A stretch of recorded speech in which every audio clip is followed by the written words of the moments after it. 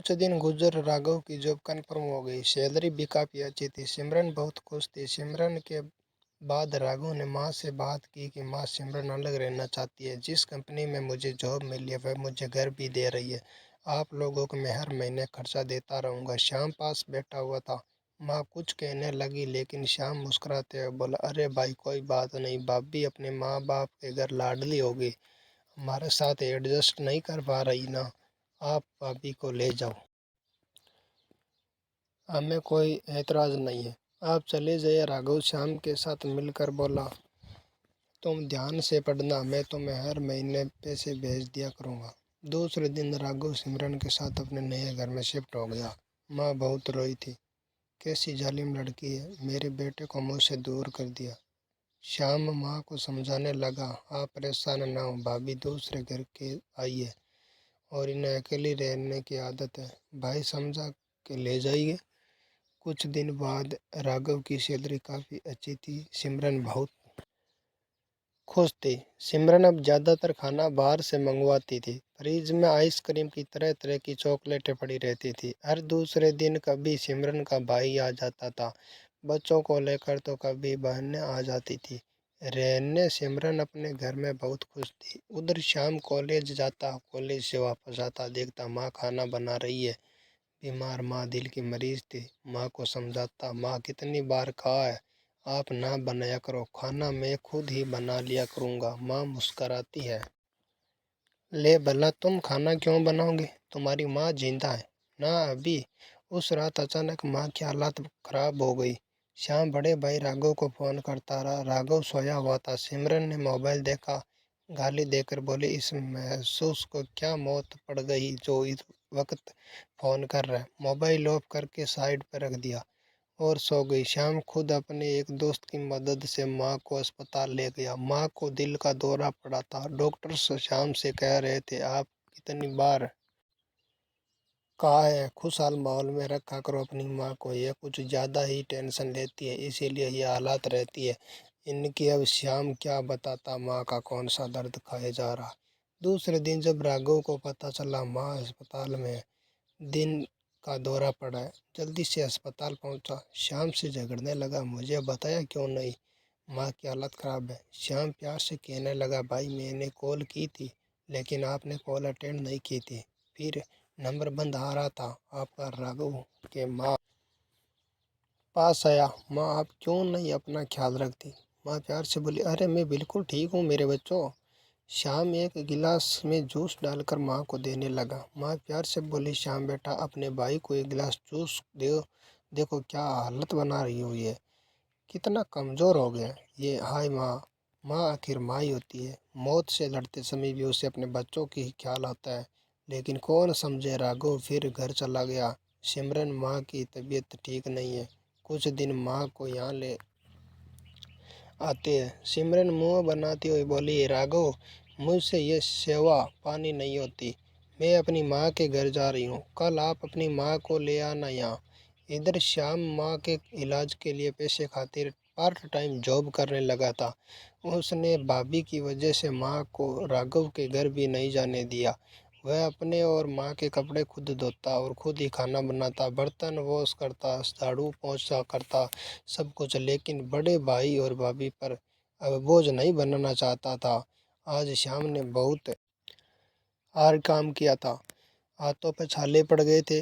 रात को घर आया, माँ के पैर दबा रहा था कि माँ ने महसूस किया आज शाम जोर से नहीं दबा रहा है। माँ ने पूछा, बेटा ठीक तो हो ना। श्याम मुस्कुराने लगा, हाँ माँ मैं बिल्कुल ठीक हूँ। माँ समझ गई थी कि थक गया है।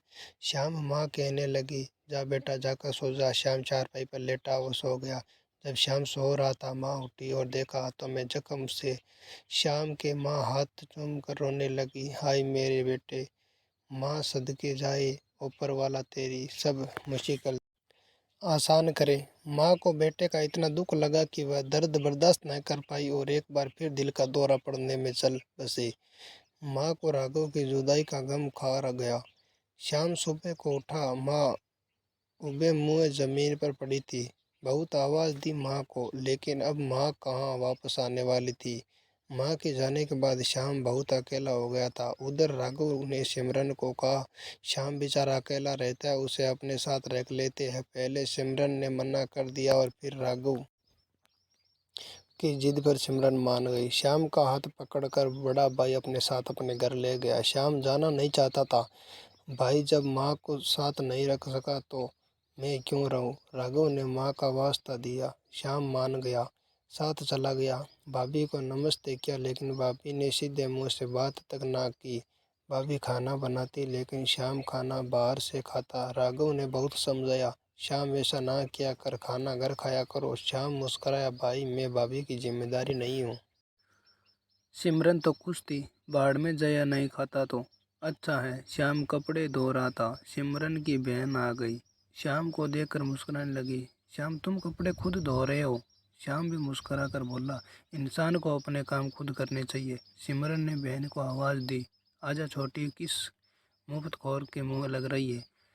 और श्याम चुप रहा। भाभी ने बहन के लिए बाहर से बहुत ज़्यादा खाना मंगवा लिया। आधा खाया और आधा बाहर फेंक दिया।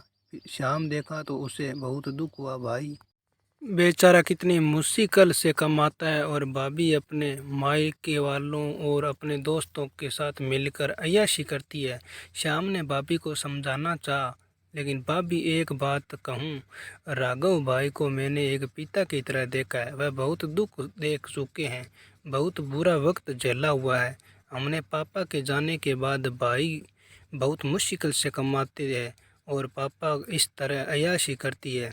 सिमरन को डर था कि कहीं श्याम राघव को ना बता दे कि मैं छुपकर अपने भाइयों को पैसा देती हूँ, क्योंकि एक बार श्याम ने देख लिया था कि उसके दिमाग में एक शैतानी आइडिया आया कि श्याम को घर से कैसे निकाला जा सकता है। राघव रात को घर आया, सिमरन रो रही थी, राघव मुझे यहाँ नहीं रहना। राघव डर गया, क्या हो गया?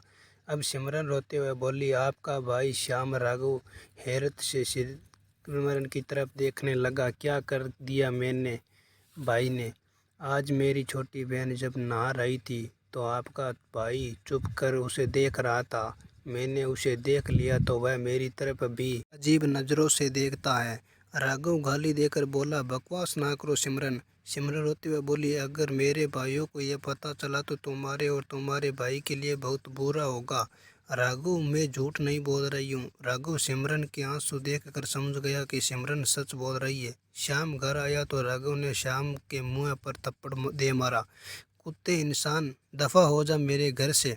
अपनी भाभी पर गलत निगाह रखता है। श्याम समझ गया था, भाभी जीत गई है। श्याम भाई की आंखों में देख कर बोला कि भाई, जिस माँ का दूध आपने पिया उसी का मैंने भी पिया। क्या आपको लगता है हमारी माँ की परवरिश ऐसी हो सकती है? राघव ने थोड़ा सा भी नहीं सोचा और पत्नी के झूठे आंसुओं की तरफ देखते हुए श्याम को धक्के देकर घर से निकाल दिया। श्याम रोते हुए वापस घर चला गया, पुराने घर में आ गया और श्याम बहुत बुरे दिन गुजारने लगा। उधर भाई और भाभी अपनी ज़िंदगी में अय्याशी करने लगे। श्याम बहुत रोता था। फिर एक दिन रात दोस्त ने बताया, यार पुलिस में सब इंस्पेक्टर की भर्ती आई है, तुम अपने पढ़े लिखे हुए हो, तभी तुम अपनी किस्मत आजमा लो। श्याम बोला, यार इस देश में रिश्वत और सिफारिश के बिना कुछ नहीं होता और मेरे पास दोनों ही नहीं है। दोस्त ने ज़बरदस्ती फॉर्म फिल करवा कर जमा करवा दिया। श्याम का इंटरव्यू हुआ और कुछ टेस्ट हुए और फिर एक दिन श्याम को फ़ोन आया कि आपको सब इंस्पेक्टर के लिए सेलेक्ट कर लिया गया है। श्याम को यकीन नहीं हो रहा था। उधर बड़े भाई को ऊपर वाले ने दूसरी बेटी दी थी। श्याम भाई को बताना चाहता था अपनी कामयाबी के बारे में, लेकिन खामोश रहा। 6 महीने की ट्रेनिंग के लिए चला गया। भाई को कुछ नहीं बताया, घर को ताला लगाया और चला गया। उधर सिमरन ने राघव के दिल पर उसके भाई के लिए इतनी नफरत भर दी थी कि उसने भी छोटे भाई की कोई कदर न ली।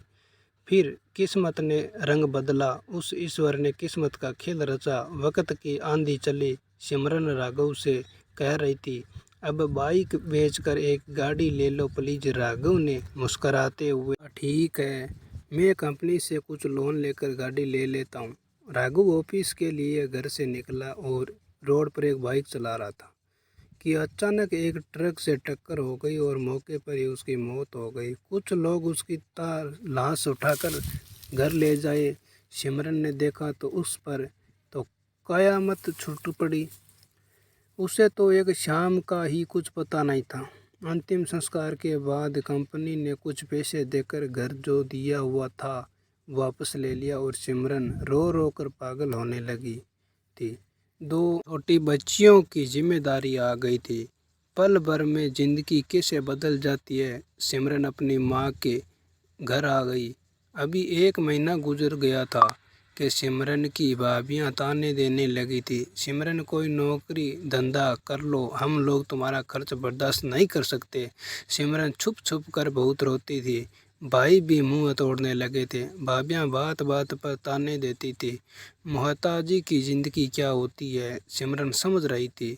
सिमरन को शाम और सास के साथ किया हुआ बुरा सुकून याद आने लगा। सिमरन बहुत रोती थी।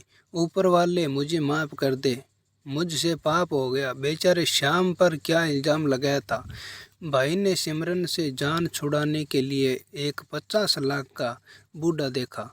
कहा सिमरन इससे शादी कर लो और अपना घर बसाओ। सिमरन बहुत रो रही थी। भाई जब राघव जिंदा था आप दौड़ दौड़ कर मेरे घर आते थे। मैं आप सबको अच्छी लगती थी और अब मेरे दिन बुरे आ गए तो आप पर बोझ बन गई हूँ। भाई बोला देख बहन वह तेरी बात ठीक है मगर मेरी भी पत्नी बच्चे हैं। भाई कहकर घर से बाहर चला गया। उधर श्याम पुलिस ऑफिसर बनकर लौट आया था। भाई की मौत का पता चला तो बहुत रोया। भाई की बेटियों को मिलने आया। सिमरन ने श्याम को देखा तो दौड़ते हुए श्याम के पास बैठकर रोने लगी। श्याम ने भाभी को चुप करवाया, भतीजियों को सीने से लगाया और श्याम प्यार से समझाने लगा आपको कुछ भी नहीं चाहिए, बिना झिझक मुझसे मांग लेना। श्याम कुछ देर बैठा रहा फिर जाने लगा तो भाभी को 10,000 रुपये दिए और कहा भाभी ये मेरी भतीजियों का खर्चा है। सिमरन रोते हुए उठी और श्याम के आगे हाथ जोड़कर माफ़ी मांगने लगी। श्याम मुझे माफ़ कर देना, मैंने तुम पर इल्ज़ाम लगाया था। पर श्याम ने हंसकर कहा भाभी आप मुझे शर्मिंदा ना करें, मुझे तो कुछ याद भी नहीं है। और फिर वह चला गया। कुछ दिन गुजरने के बाद आज सिमरन की शादी थी। सिमरन रो रही थी कि श्याम आ गया। श्याम ने कहा मैं अपनी भाई की बेटियों को किसी के हवाले नहीं करूंगा, मैं उन्हें अपने साथ ले जाऊंगा। एक आदमी बोला बेटियां तो माँ के साथ ही रहेगी। सिमरन की माँ बोली सिमरन अभी जवान है, अकेली कैसे रहेगी, शादी तो करनी ही पड़ेगी, कब तक किसी के मोहताज रहेगी। श्याम ने सिमरन की तरफ देखा फिर बेटियों की तरफ देखा फिर सिमरन के नज़दीक होकर बोला आपको एतराज़ ना हो तो मैं आपसे शादी कर के बेटियों को आपके घर ही रखना चाहता हूँ। सब सिमरन की तरफ देखने लगे। सिमरन कुछ देर तो रोती रही फिर हाँ मैं सर हिला दिया। श्याम ने सिमरन की मांग सिंदूर भरकर उससे अपने घर की इज्जत बना ली। वह बूढ़ा जो बारात लेकर आया था वह श्याम को धमकी देने लगा। श्याम मुस्करा कर बोला सब इंस्पेक्टर हूँ, मैं सोच समझ कर बोलना। इधर सिमरन रो रही थी। उसने श्याम के साथ क्या सुकून किया था और श्याम ने सिमरन को एक नई ज़िंदगी दे दी थी। दोनों की शादी हुई। फिर श्याम सिमरन को अपने घर ले गया और सिमरन ने एक बार फिर श्याम के कदमों में बैठकर माफ़ी मांगने लगी। श्याम मुझे माफ़ कर दो, मैंने तुम्हारे और तुम्हारी माँ के साथ बहुत बुरा किया है। श्याम ने सिमरन को उठाया और सीने से लगाते हुए कहा सिमरन आज के बाद आप कभी बीते हुए कल को याद नहीं करोगी। जैसे कि मैं भूल गया हूँ वैसे आप भी भूल जाइए। सिमरन अब बस ऊपर वाले से माफ़ी मांगती है कि हे ऊपर वाले वक्त कभी भी किसी का तरफ करवट बदल सकता है, किसी को मेरी तरह किसी का मोहताज ना करना। तो दोस्तों ये थी हमारी आज की कहानी। उम्मीद करते हैं आपको पसंद आई होगी। आपका क्या कहना है इस कहानी के बारे में कमेंट करके हमें ज़रूर बताइए। वीडियो को लाइक करके चैनल को सब्सक्राइब कर लीजिए और साथ में घंटी के बेल आइकन को दबाकर ऑल पर सेट कर लीजिए ताकि आने वाली वीडियो आपको तुरंत मिले। मैं मिलता हूं आपको अगली वीडियो में, तब तक के लिए धन्यवाद। साथ आज की मजदूरी यही खत्म करते हैं। अगर तुम्हें वीडियो पसंद आई तो लाइक मारो यार। मुझे नहीं पता, मुझे 2 मिलियन लाइक्स चाहिए, कैसे ना कैसे करके मुझे चाहिए। इतना जिला मैं कभी नहीं होऊंगा अपनी पूरी जिंदगी में जितना इसमें जिला हूं। मुझे चाहिए ही चाहिए। तो लाइक मारो और अगर तुम लोग नए हो तो सब्सक्राइब करो। वो जो लाल वाला बटन है उस पर फूट फेंक के मारो या फिर मोमबत्ती, मुझे नहीं पता, बस क्लिक हो जाना चाहिए। अब मैं भी जा रहा हूं, मुझे पैसों के पीछे भागना है।